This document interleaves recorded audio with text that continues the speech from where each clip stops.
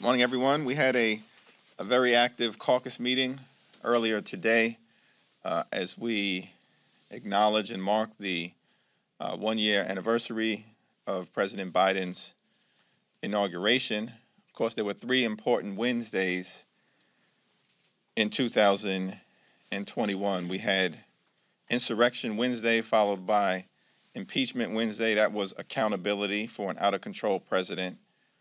And then, of course, the third Wednesday of January of last year was Inauguration Wednesday. That was an incredibly important moment, recognizing really the arc of the American journey. We've got turbulence, but ultimately we always get through that turbulence and it leads to triumph.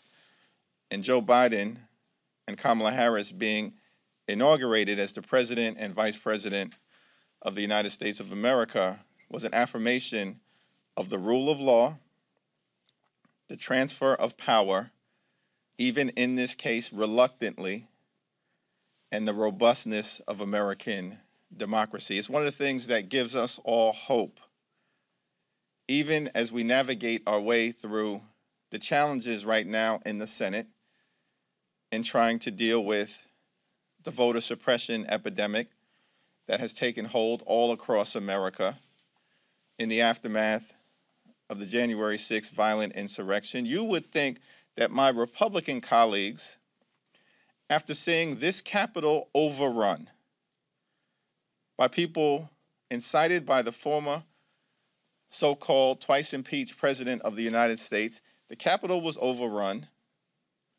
by Trump supporters who wanted to assassinate Speaker Pelosi, hang Mike Pence, and hunt down members of Congress. You would think in the aftermath of that, they would run toward democracy. Instead, they've run away from democracy.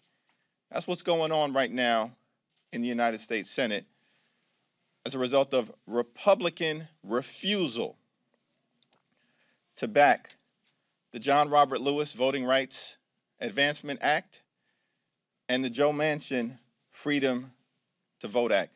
Republican refusal to support common sense voting rights legislation that is supported by large swaths, majorities of the American people. Support for voting rights in America, which really should be bipartisan in nature at this moment, because in the aftermath of the passage of the original 1965 Voting Rights Act,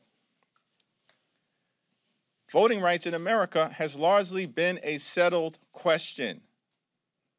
A settled question. So the question that we now are asking of our Republican colleagues, what happened? Because the original Voting Rights Act was reauthorized 4 different times. And each time the original Voting Rights Act was reauthorized, it was passed in this Congress with bipartisan majorities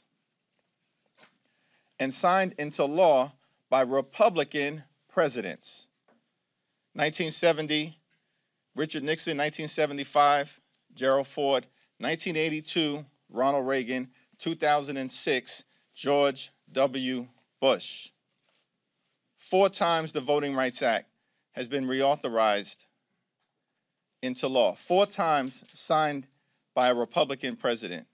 And in 2006, the Senate vote was 98-0. 98-0. There are 16 Republican senators who voted to reauthorize the Voting Rights Act in 2006 who are still here. All you need is 10 of them. All you need is 10 of them. And we can have voting rights protections in place in the United States of America. So we're asking the question, and we'll continue to ask it, what happened to the modern day Republican Party? Was it the election that took place in 2008? Did that disturb you? Did that throw you off? Were you confused by that? Still trying to figure out how it occurred? What happened to the modern day Republican Party that you've abandoned your own principles. Principles that Richard Nixon, Gerald Ford, Ronald Reagan, and George W. Bush espoused, and that 16 of you voted to authorize in 2006. What happened to the modern day Republican Party? It's a cult right now. Is it because the cult leader has told you to oppose voting rights? Vice Chair Pete Aguilar.